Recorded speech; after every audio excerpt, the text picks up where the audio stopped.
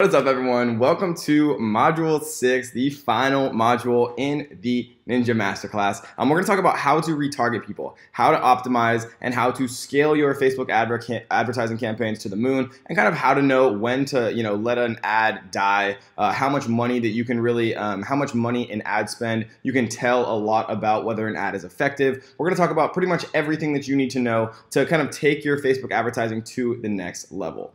And so the first step of what we're going to talk about, guys, is retargeting. So when we talk about retargeting, we've talked about it before, but we haven't really formally discussed what retargeting really means.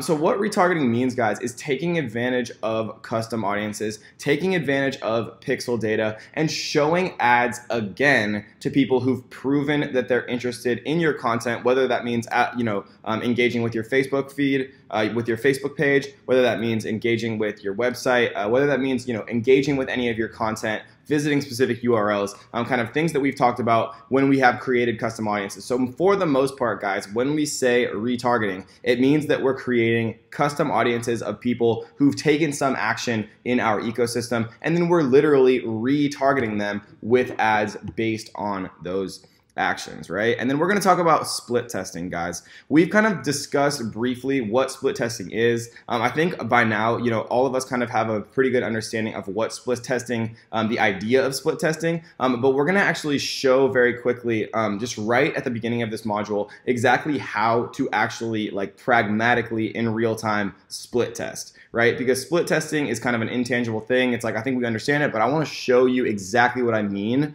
by split testing, just so it can finally be kind of hammered home, right? And so first, let's actually split test this little campaign right here. So I set up just a basic demo campaign. It's a traffic for a dentist ad running to our actual ClickFunnels page that we talked about how to set up. And I'm doing it for $1 a day, right? So it's spent $2.81 and it's already had 2 clicks, which is actually pretty ridiculous. So if we wanted to, well, first of all, let's actually take a look at this ad. So once you actually have ads that are running, guys, you'll just see them right here. They'll appear kind of just in your main ads feed. And so if we want to edit it, all I did was I clicked edit right here, or we can actually go into the ad itself.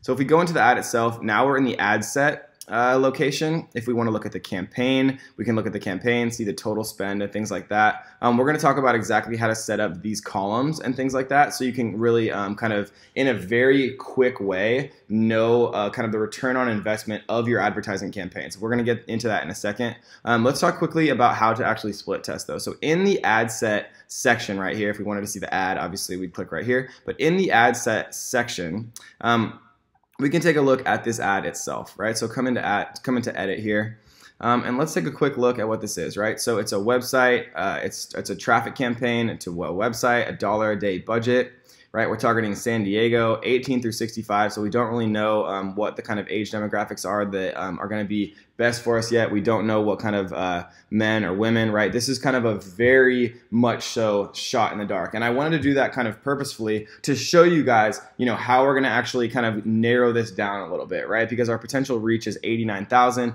kind of not directly up into the center here for the audience definition, a little bit leaning too far toward broad, right?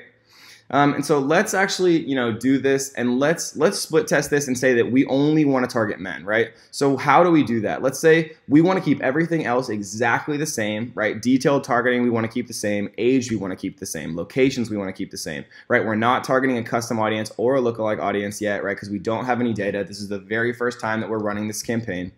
And so let's say that we wanted to split test this and only target men. So how do we do that?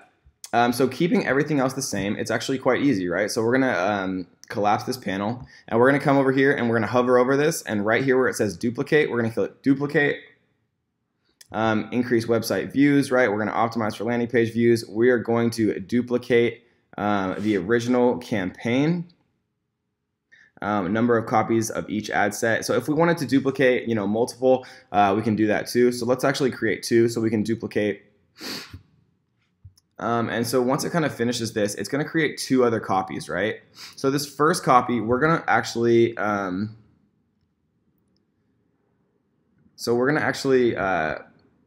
change the name here.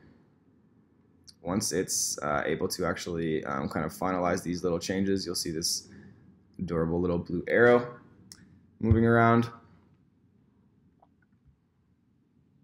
And so this one right here, we're going to actually call this one men split test, right? And we're going to come down here, and now instead of it being all, we're going to click men, and we're going to click publish, right? And it's literally as simple as that, guys. And now we're going to click into this one. We're going to go to edit. We're going to call this one women split test. Right? And it's important to change the names just so you can kind of keep straight all of your different split tests. And we're going to go to women here and publish. And so now, Facebook reviews all of their ads again, and some, depending on things, the review process is normally shorter once they've already approved a similar ad. But now we're going to have, the only difference between these ads, all of the interest targeting is the same, the age, right, the location. The only thing we've changed is this specific ad, the original ad we created, the original ad set has men and women, right, all genders. This one only has men. This one only has women. And so now what we're going to be able to test, guys, is if we're testing, $5 a day each, or $10 a day each, or $20 a day each, after, 2 or 3 days, one of these is going to perform best. And, I would guess and I would assume that it's going to be women, just because in my experience, women are the ones who kind of pick the dentist for the family. But, I could be wrong. And that's the point of split testing. I have assumptions and I let the market tell me. I never get emotional with my advertisements. I let the data show me, right? So after 3 days, we could see that, our cost per click is $1 for women, and for men it's $3, and for all genders it's $2, right? And so then we would scale the ad campaign. We'd increase the daily budget by, 15 to 30%. And we could do that with a rule here, right? That we talked about before. Automatically, we can increase our winning ad sets with rules. And then all of a sudden, guys, we have a much more successful, profitable campaign just from a very, very quick split test that we did. Split testing all genders, men and women. So that is the basic idea of a split test, guys. And remember, you can change anything. You can edit the interest. You can edit the age. You can edit the location, right? And that is the beauty of scaling. That is the beauty of Facebook. That is the beauty of testing, guys. And so I just wanted to get that kind of out of the way, because we've talked about it a bunch of times, but we haven't actually done it in, you haven't watched me actually do it. And I just wanted to show you just how easy that actually is. And so let's quickly talk about conversion campaigns. We've mentioned this before, but conversion campaigns really are kind of, the culmination of Facebook advertising, right? So once you have a bunch of data, once you have some purchases, once you have some people that have gone to your thank you page, then you can use Facebook's unbelievable amount of data to optimize to find more people that have, that share kind of those commonalities. So we're going to go to our ads manager here. We're going to create an ad campaign. Start again, conversions, right? And so, we could call this one like, dentist conversion campaign thank you page, right? And so then, what we're going to do here, and, since there's no actual purchase for a dentist campaign, like they're not buying like a teeth cleaning on our website, then this one would actually be something probably more like completed registration, for example. So to change that, all we would do is completed registration, right? And then, how we actually know whether or not that our Facebook pixel is going to pick up this completed registration is by installing that custom piece of coding onto our thank you page, right? Onto the final page, so that we can track that. Because what we're optimizing for, what we're trying to get more conversions for, is people completing the action we want them to complete. And in our dentist funnel, that would be to actually go to the thank you page, meaning they gave us their email, meaning that they actually want to sign up, right? That's what we want more of. That's what we want Facebook to find us more of. That's the purpose of the conversion campaign, right? And so that's just like a basic kind of introduction into how to split test, right? Which is kind of the apex and the most critical part of Facebook advertising, the testing, right? And then that is kind of the just a basic introduction of conversion campaigns, which we've discussed, a bunch before, kind of before this module. And so I think everyone kind of understands what conversion campaigns are. But just to kind of hammer it home, let's actually go ahead and install this code onto the thank you page of ClickFunnels, just so you can kind of see the entire process to make sure that we're creating these conversion campaigns the right way. All right, so if we want to call this a completed registration, and guys, remember, we choose what it's called. If you want to call people visiting your Facebook, your thank you page, view content, you can, right? Facebook has no idea what these events are. You have to tell them, right? It just makes more sense to call it something that makes sense. So when you have like a bunch more campaigns and things like that, you're not like saying, oh yeah, like I called it view content, right? So we're gonna just do completed registration here. And so then how do we actually tell Facebook that somebody who signs up and actually gives us their email in the Ninja funnel, that it actually counts as a conversion event? Right? And so the first thing that we have to do is come into our pixel, right? And to get here, we just go to pixels right here. And we're going to go to setup. And we're going to manually install the code ourselves and go to continue, right? We already installed this code in the settings right here under head tracking. And so now we're going to actually install the standard event snippet, like the little piece of code on the thank you page itself. So we're going to go to edit page here. And we're going to come back and we're going to go to continue. And now we're going to grab the code for completed registration, which is right here, right? So we're going to grab this little piece of code right here. We're going to come into settings, and all we did was click edit page there. We're going to go to tracking code, and I already installed it, but we're just going to, paste it right here. Close this out, save it, and now every time someone comes from one of our Facebook ads onto this page, Facebook is going to say, okay, boom. Completed registration just happened, and then when you actually go to create a conversion campaign optimizing for completed registration, Facebook is going to use its beautifully complex algorithms to go out and find other people who are most likely to also convert on this event that we're telling it to convert on, right? Because a big mistake that I see a lot of kind of new people with Facebook ads make is they'll say, okay, well, yeah, I have a lot of view content events firing, right? Like a lot of people are visiting my page. That's kind of the event with the most data. And so I'll make a conversion campaign for that. Right? But think about that. What that's going to do is Facebook is going to go out and they're going to find other people who are also most likely to just view your content, right? At the end of the day, we don't want people to just view our content. We want people to sign up, give us their email. We want people to convert. We want people to watch our webinar. And, we want people to purchase the products that we're advertising for, right? And so if you're optimizing a conversion campaign for like view content or, view content or what would be another one? Yeah, like view content, I guess, is kind of the best example of one. It's going to go out and find other people who are most likely to also view your content. So, the things that I like to optimize for are, people completing a registration, for example, people purchasing, right?